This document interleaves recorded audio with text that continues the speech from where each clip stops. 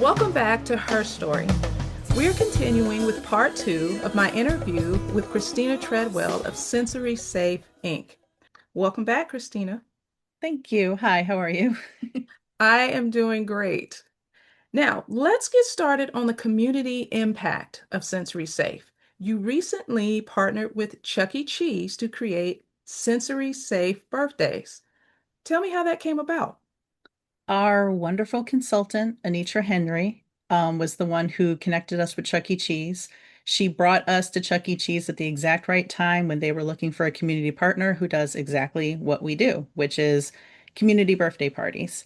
What we do with our community birthday parties is you'll have kids who, because of their autism or because of their neurodivergence, they have difficulty in classroom settings and making friends. So they might try and throw a birthday party. You have to play that whole invitation game. Who's going to show up? Who's going to RSVP? And we had some kids who were throwing birthday parties and no one was coming. So with our community birthday club, we bring the crowd, the kids bring the fun, and a kid who normally wouldn't get to have a birthday party gets to have a party with 10 other kids who also don't get invited to birthday parties. So it just served the entire population very, very well. And with Chuck E. Cheese, they basically gave us yet another location that we could have these community birthday parties. Kids always hear about a party at Chuck E. Cheese, but it's like this exciting, loud, chaotic environment that's exactly what kids want. They want that fun atmosphere. But our kids need something a little more toned down, a little quieter.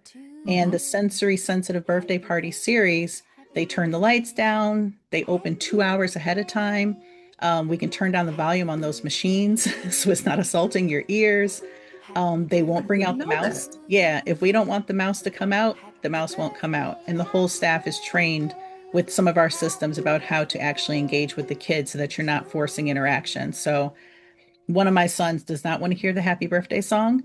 So we don't sing the happy birthday song. And other kids might want that song. So they do get to, sing that. So it's just really tailored to the child, the children. And it's just a much better overall atmosphere in a place where normally they would never get to go.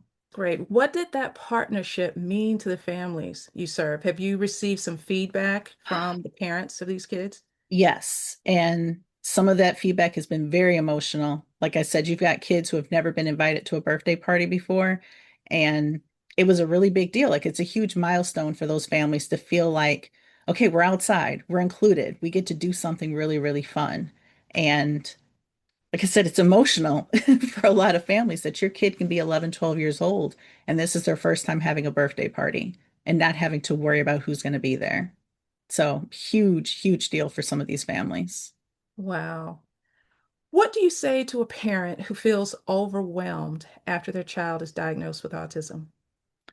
I would say take a beat, pause, give yourself a little bit of grace. There's nothing wrong with feeling blindsided when you thought life was going to be one way and now it's a completely different way. And then after that, after you've, felt sorry for yourself for a minute because life is changing, then just put on your big girl pants and say, okay, I'm going to get to know my child. I'm going to let go of everything I think I know about autism, everything I think I know about neurodivergence, and I'm going to accept my child as an individual and learn about them and learn from other autistic adults as well to see what my child's life might be, could be, just all these different possibilities. But it's okay to feel overwhelmed. Like I'm not trying to tell anyone this is, you should immediately buy an autism t-shirt and become like the autism mom. It doesn't work that way at all. Everyone's experience is going to be very different in their own individual families. With respect to neurodivergent people, Hmm. if inclusion was done right everywhere, what Yes. would that world look like? It would be invisible. Inclusion would just be the default. You wouldn't be able to tell that something has been specifically tailored to, autistic people. It would just be certain things just wouldn't happen. A lot of things that are encompassed in accessible spaces like ADA, legal ADA accessible spaces. And there's this concept called universal design, where you're building things with every population in mind. And that environment can be beautiful, it can be inclusive, it can be welcoming, and it doesn't have to be singling somebody out or making edits for one population. It should be for everyone. I like that idea. Where can people find out more about your work and be supportive and help Sensory Safe? They can visit sensorysafe.org. They can register for our newsletter. They can visit our blog. Our blog is awesome. We have a lot of really interesting articles. And if anybody wants us to do a community birthday party in their community, they can reach out to us. We will be delighted to come to your town and do something with you. We train high school volunteers. We call them the birthday buddies. If a high I school like student needs it. volunteer hours, we will train them so that they can come to those community birthday parties and participate. And it's a really great learning experience for the teenagers. And then, of course, you can always donate. Funds are always appreciated, anywhere from $5 to 5 million. We will take it, but they can donate at sensorysafe.org. If a Yes. young woman watching this wants to create change in her community, what advice would you give her? Just do it. I know that sounds cliche, but there will never be a right moment. There won't be a perfect situation. There won't be a perfect opportunity. If you see a need, just jump in there and don't worry about being perfect. Done is better than perfect. One of my favorite slogans or sayings is don't wait for a seat at the table, just build a new table.